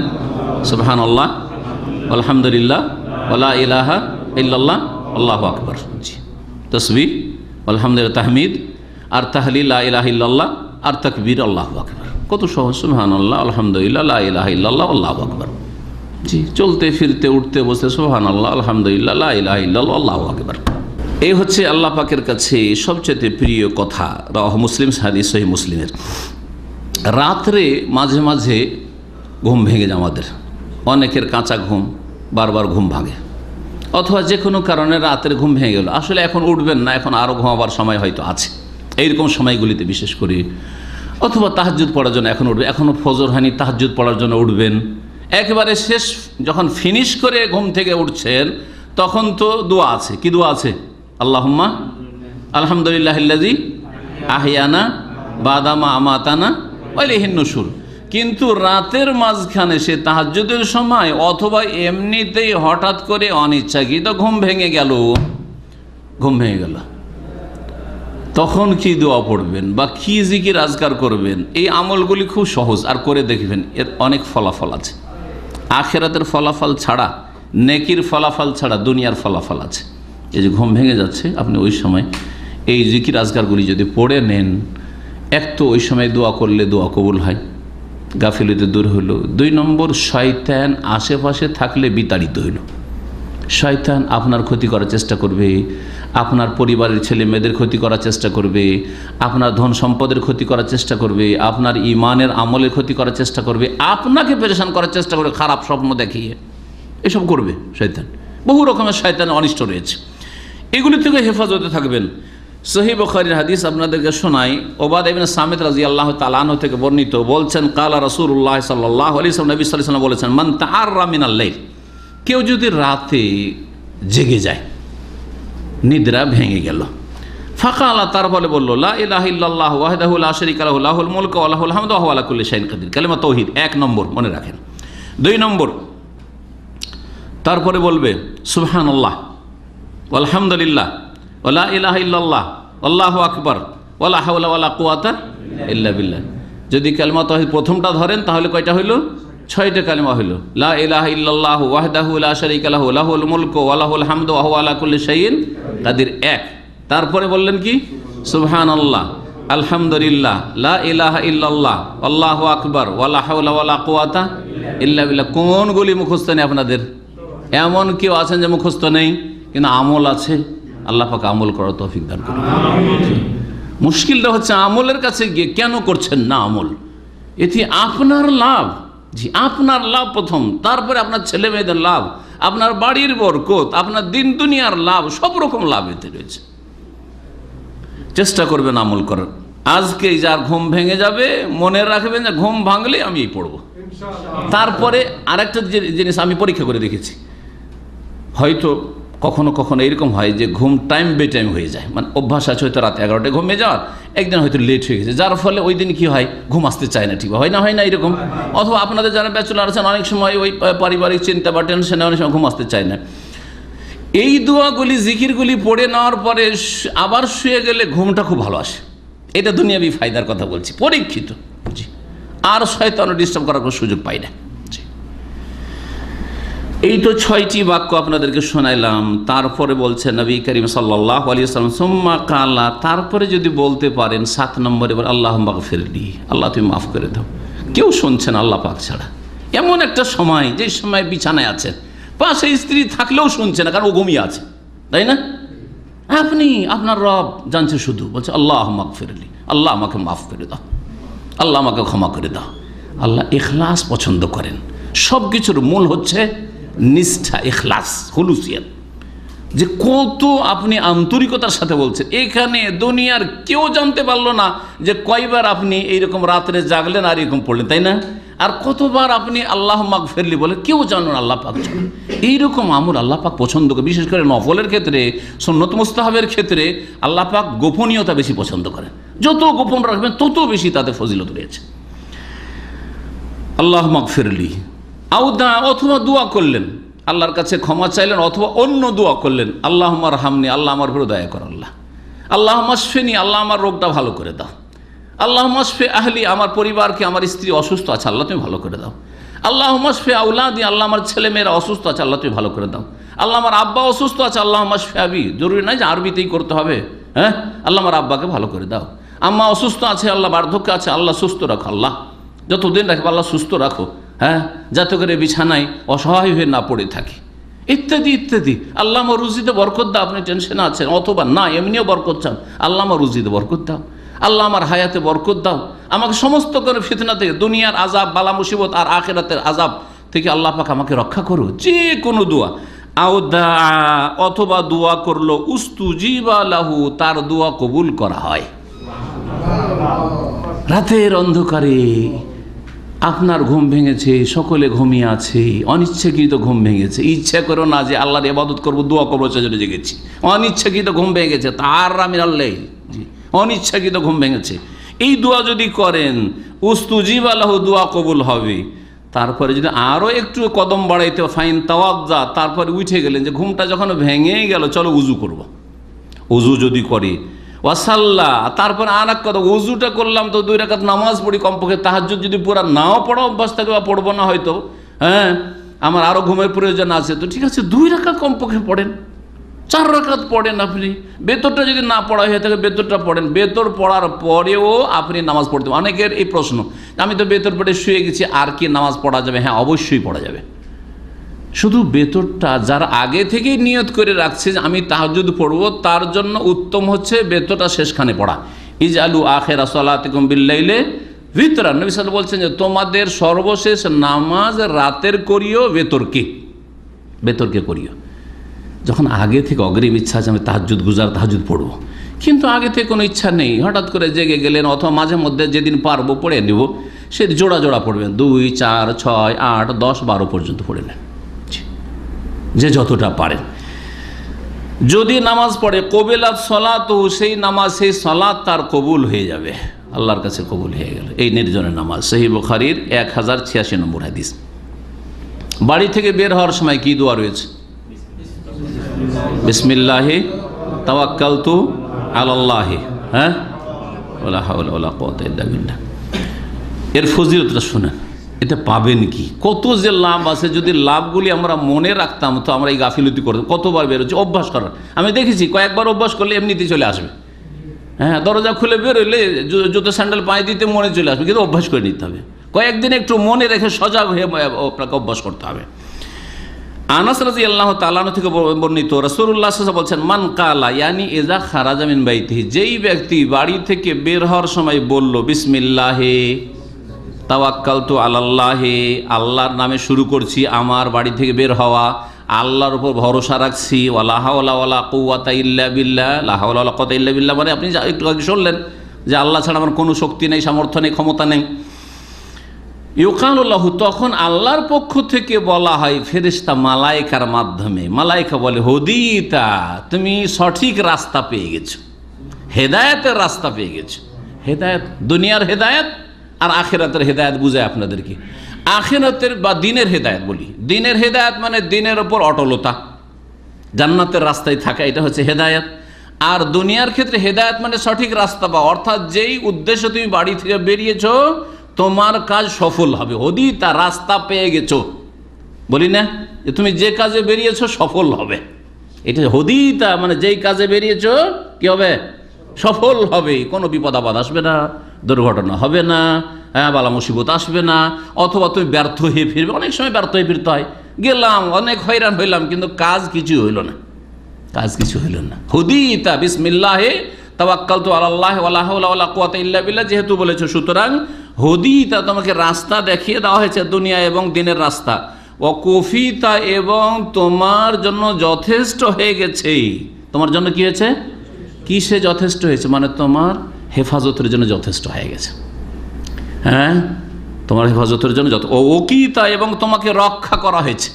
ওকিতা মানে তোমাকে সমস্ত অনিষ্ট থেকে বাঁচিয়ে দেওয়া হয়েছে। ও তানাহা আনহু শয়তান বা আনকা শয়তান, শয়তান তোমার থেকে দূরে সরে গেছে।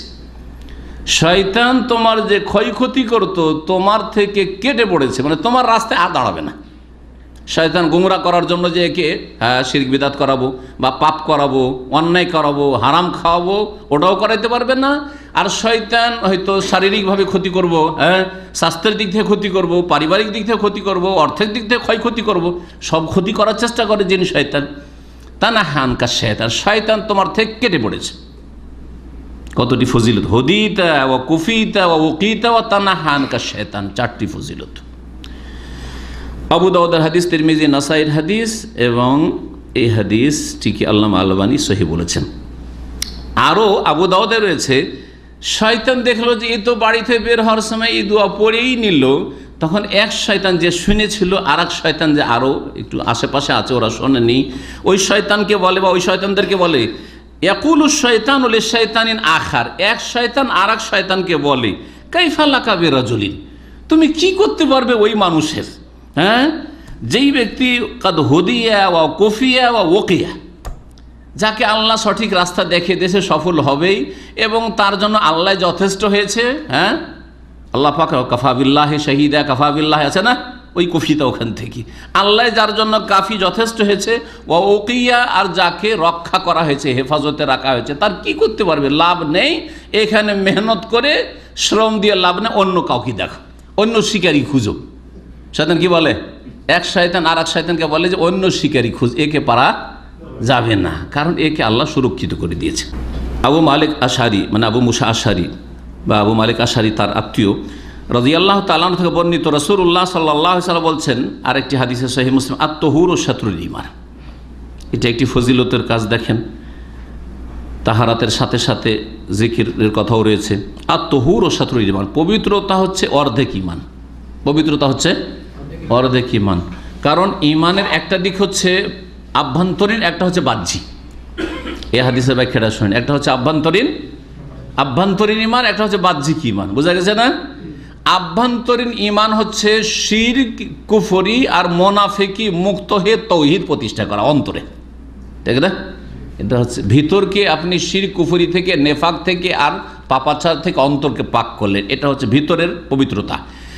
আর জাহিরি পবিত্রতা হচ্ছে গোসল ফরজ হয়ে থাকলে গোসল করা, আর উজু না থাকলে উজু করা, এটাকে তাহারাত বলা হয়। তো যখন তাহারাত হচ্ছে একটা জাহিরি তাহারাত, বাহ্যিক তাহারাত পবিত্রতা, আর একটা হচ্ছে আভ্যন্তরীণ বাতেনি পবিত্রতা বা বাতেনি তাহারাত, তাহলে দুটোকে ভাগ করলে কি হয়? আত্মহুর ও শাতরুল ইমান। বাহ্যিক যে পবিত্রতা ওযু, এটা হচ্ছে অর্ধেক ইমান, এটা হচ্ছে অর্ধেক ইমান। আর ভিতরে যেটা পবিত্রতা সেটা হচ্ছে আভ্যন্তরে, সেটা হচ্ছে অর্ধেক ইমান, আত্মহুর ও শাতরুল ইমান। আলহামদুলিল্লাহ, সুবহান আলহামদুলিল্লাহ। ইচ্ছা করলে দিনে যে কতবার বলতে পারে আলহামদুলিল্লাহ। হ্যাঁ, খাবার সামনে আসতে আলহামদুলিল্লাহ, মনটা বলছে আলহামদুলিল্লাহ, তাই না? বিনা পরিশ্রমে খাবার পেয়ে গেল। হ্যাঁ, অথবা আল্লাহ পাই যে খাবারের পয়সা জুটিয়েছে, সুবহানাল্লাহ। আপনার কাছে পয়সা আছে, আরেকজনের কাছে পয়সা নেই। একদিন আগে এক লোক এসে বলছে যে আমি দুপুরে খাবো, তো পয়সা নেই আমার কাছে। আপনাকে তো আল্লাহ এরকম করতে পারতেন, তারপর আলহামদুলিল্লাহ বলা উচিত নয় যে আমার কাছে খাবার আছে? শুধু খাবারের শেষখানি আলহামদুলিল্লাহ না? হ্যাঁ, হাড়ে হাড়ে আপনি আলহামদুলিল্লাহ বলবেন। আপনি হ্যাঁ, মুহূর্তে মুহূর্তে মনে মনে আপনি আলহামদুলিল্লাহ বলবেন যে আল্লাহর কত বড় নিয়ামত।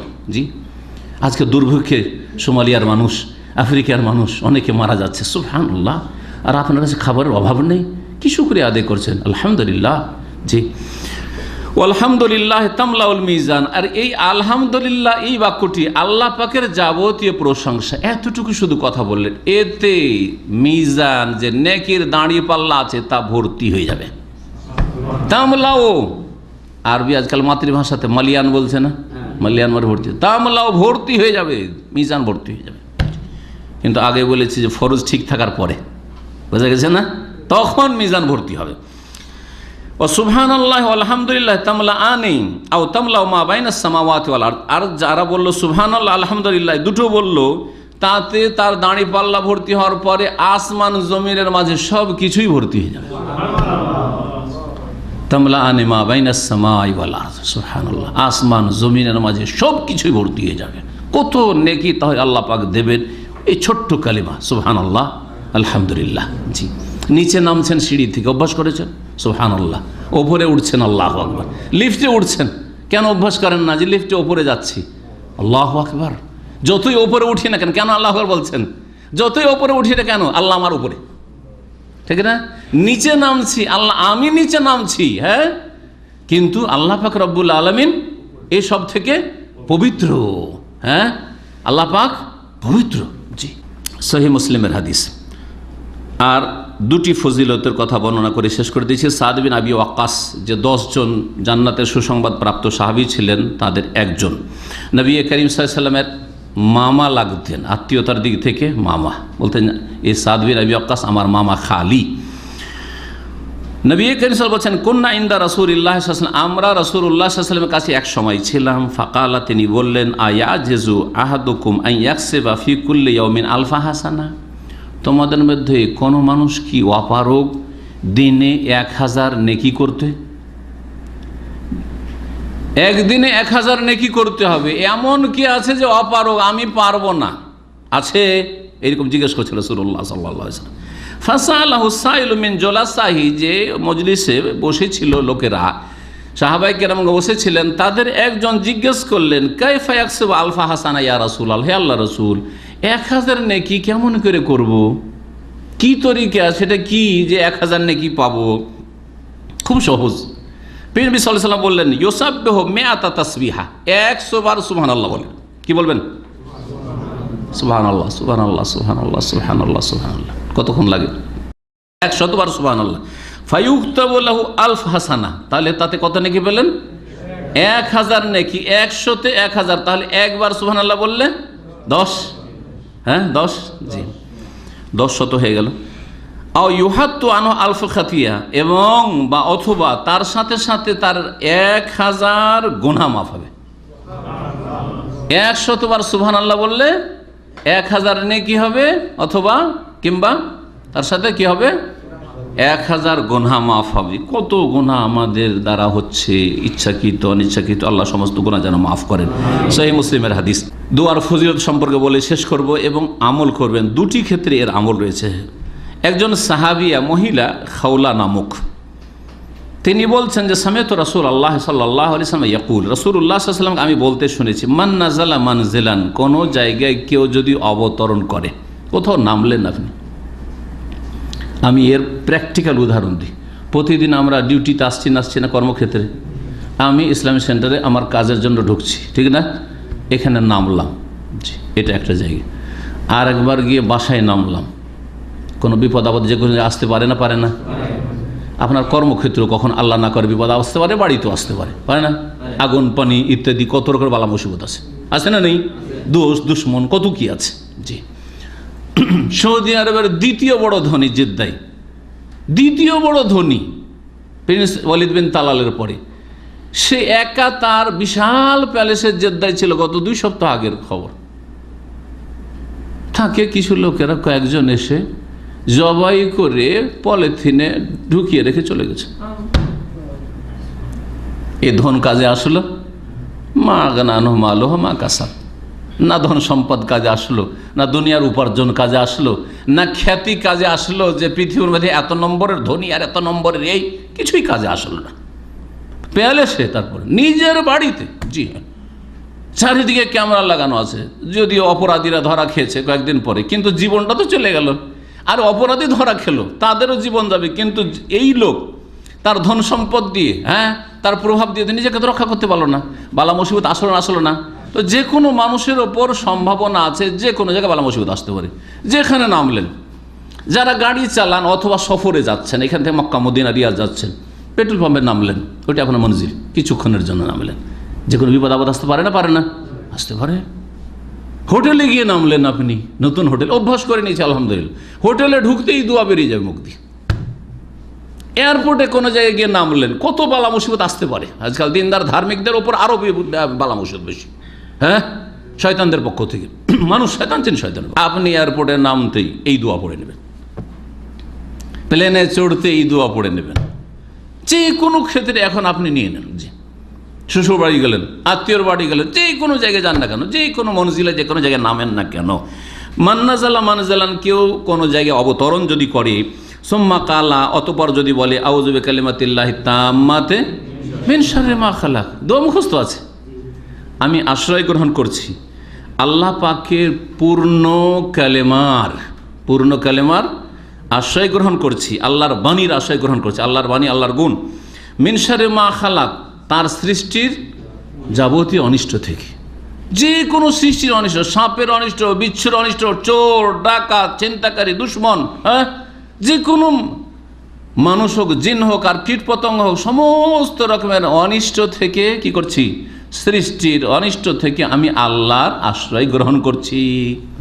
আউযু বিকালিমাতিল্লাহি তাম্মাতি মিন শাররি মা খালাক লাম ইয়াদুররুহু শাইউন। সুবহানাল্লাহ, কোনো কিছু তার ক্ষতি করতে পারবে না।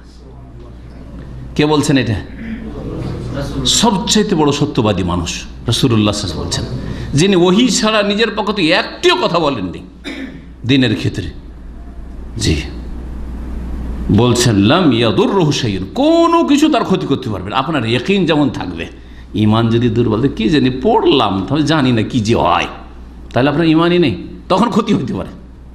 ইয়াকিন থাকতে হবে আপনার, আমি আল্লাহর কথা আমি বিশ্বাস করি 100-তে 100, রাসূলুল্লাহ সাল্লাল্লাহু আলাইহি ওয়াসাল্লামের কথা 100-তে 100 বিশ্বাস করি ইয়াকিনের সাথে আপনি পড়বেন। আপনি যে কোনো দোয়ার ফলাফল কিন্তু নির্ভরশীল আপনার ইয়াকিনের ওপর, দৃঢ় প্রত্যয়ের ওপর। হাত্তা ইয়ারতাহিলা মিন মানজিলিহি যালিক, যতক্ষণ পর্যন্ত সেখান থেকে প্রস্থান না করবে, ডিপারচার না হবে, যতক্ষণ ওখান থেকে না গেছে কোনো কিছু ক্ষতি করতে পারবে না। জি হ্যাঁ, জালেম সামনে বসে আছে, ওখান দিয়ে আমাকে পার হইতে হবে। অথবা যে কোনো জায়গায় অনেক সময় আপনার কাগজপত্রের দুর্বলতা আছে, এটাও বলি, গাড়ির কাগজের দুর্বলতা আছে, কি জানি কি যে হয় না হয়। পড়েন আউযু বিকালিমাতিল্লাহি তাম্মাতি মিন শাররি মা খালাক, পড়েন। জি, পড়েন। এবং আল্লাহর কাছে যদি আপনার পক্ষ থেকে অবহেলা ত্রুটি হয়ে থাকে, তো আল্লাহর কাছে ক্ষমাও চান যে আল্লাহ আমার ত্রুটি, আল্লাহ তুমি মাফ করে দাও। এই দোয়াটি পড়ার আর একটা ক্ষেত্র আছে। একটা ক্ষেত্র তো বললাম যে কোনো জায়গায় নামলে, আর একটি ক্ষেত্র হচ্ছে সন্ধ্যাবেলা পড়া। সন্ধ্যাবেলা পড়ে নেবেন একই দোয়া, কিন্তু সন্ধ্যাবেলার ফজিলত। এই হাদিসটি সহিহ মুসলিমের 4881 নম্বর হাদিস, যেটা বললাম যে কোনো জায়গায় নাম হলে এই দোয়া পড়বেন। আবু হুরায়রা রাদিয়াল্লাহু তাআলা আনহু থেকে সহিহ মুসলিমের হাদিস নম্বর 2709 বলছেন, যা রাজুলুন নবী সাল্লাল্লাহু আলাইহি ওয়াসাল্লাম, একজন লোক নবী সাল্লাল্লাহু আলাইহি ওয়াসাল্লামের কাছে আসলো। আসার পর, ইয়া রাসূলুল্লাহ মা লাকিতু মিন আকরাবিল লাদাগাতিল বারিহা, গত রাতে কি যে আমার কষ্ট হয়েছে, কি যে আমার কষ্ট হয়েছে, আমাকে একটা বিচ্ছুতে দংশন করেছিল। বিচ্ছু দংশন বুঝেন না? ও মারাত্মক মারাত্মক ব্যথা হয়, জি মারাত্মক কষ্ট। এই বিচ্ছুতে আমাকে দংশন করেছে। কালা নবী সাল্লাল্লাহু আলাইহি ওয়াসাল্লাম বলে, আমা লাউ কুলতা হিনা আমসাইতা, সন্ধ্যাবেলা যদি এই দোয়াটি বলে নিতে তাহলে এটা হইতো না তোমার। সন্ধ্যাবেলা যদি এটা বলে নিতে, কি আউযু বিকালিমাতিল্লাহি তাম্মাতি মিন শাররি মা খালাক লাম তাদুররুকা, তাহলে এই বিচ্ছু তোমার ক্ষতি করতে পারতো না। সুবহানাল্লাহ, চিন্তা করতে পেরেছেন? অভ্যাস করেন সন্ধ্যাবেলা, মাগরিবের সলাতের পরে পরে অথবা আসরের সলাতের পরে, যে কোনো সময় পড়ে নিতে পারেন। সন্ধ্যা মানে আসরের সলাতের পর থেকে পড়তে পারেন আপনি। মাগরিব পরে পড়ে নেন, তারপরে ভুলে গেছেন যে আজকে মাগরিব পরে পড়া হয়নি রে, মনে করে রাখেন, এসা পরে পড়ে নেন আউযু বিকালিমাতিল্লাহি তাম্মাতি মিন শাররি মা খালাক। কোনো কিছুই সারা রাত ক্ষতি করতে পারবে না। হ্যাঁ, কোন জায়গায় নামলেন আউযু বিকালিমাতিল্লাহি তাম্মাতি মিন শাররি মা খালাক লাম ইয়াদুররুহু শাইউন হাত্তা ইয়ারতাহিলা মিন মানজিলিহি যালিক, যতক্ষণ সেখানে থাকছেন কোনো কিছু আপনার ক্ষতি করতে পারবে না। আল্লাহ পাক রব্বুল আলামিন যেন আমাদের দুনিয়ার হেফাজতের তৌফিক দান করেন, আখিরাতের হেফাজতের জন্য ভালো আমলে তৌফিক দান করেন। আল্লাহ পাক আমাদের সকলকে জান্নাতুল ফিরদৌস দান করেন। দুনিয়ার সমস্ত রকমের বিপদ আপদ বালা মুসিবত থেকে ভাই বোন সকলের মুসলিম নর নারীর হেফাজত করেন। আল্লাহ পাক রব্বুল নেক লোকদের দলে আমাদেরকে শামিল করে নেন। আল্লাহ পাক তার জিকির আজকারের তৌফিক দান করেন। সকাল সন্ধ্যার দোয়া জিকির আজকারের হেফাজতের আল্লাহ পাক তৌফিক দান করেন। আল্লাহ পাকের দিনের হেফাজতের তৌফিক দান করেন। ফরজ ওয়াজিবের সুরক্ষার হেফাজতের আল্লাহ পাক তৌফিক দান করেন। সুন্নত মুস্তাহাব বেশি বেশি করার আল্লাহ পাক যেন তৌফিক দান করেন। সমস্ত রকমের কাবিরা বড় ছোট গুনাহ থেকে আল্লাহ পাক যেন বেঁচে থাকার তৌফিক দান করেন। আল্লাহ পাক আমাদেরকে তওবা করে তার দিকে সবসময় ফিরে থাকার তৌফিক দান করেন। আল্লাহ পাক আমাদেরকে দিনের ক্ষেত্রে অগ্রগামী হওয়ার, এলমের আমলের আল্লাহ পাক যেন তৌফিক দান করেন। যা কিছু শিখছি আমল করছি তার দিকে মানুষকে আহ্বান করার দাওয়াত দেওয়ার আল্লাহ পাক তৌফিক দান করেন। আল্লাহ পাক আম্বিয়া রসুলদের সাথে যেন আমাদের হাসর করেন এবং আল্লাহ পাক যেন নবী করিম সাল্লাল্লাহু আলাইহি ওয়াসাল্লামের শাফাআত হাউজে কাউসারে পানি দান করেন। আল্লাহ পাক সমস্ত রকমের বালা মুসিবত থেকে সুরক্ষিত হেফাজতে রাখেন। ছেলে মেয়েদেরকে আল্লাহ পাক সুস্থ হেফাজতে রাখেন। তাদেরকে আল্লাহ পাক নেক করেন, পরিবারকে নেক করেন। আল্লাহ পাক রব্বুনা আমাদের সার্বিক কল্যাণ যেন দান করেন। রব্বানা আতিনা ফিদ দুনিয়া হাসানা ওয়া ফিল আখিরাতি হাসানা ওয়া কিনা আযাবান নার। সুবহানা রাব্বিকা রাব্বিল ইজ্জাতি আম্মা ইয়াসিফুন ওয়া সালামুন আলাল মুরসালিন ওয়াল হামদুলিল্লাহ।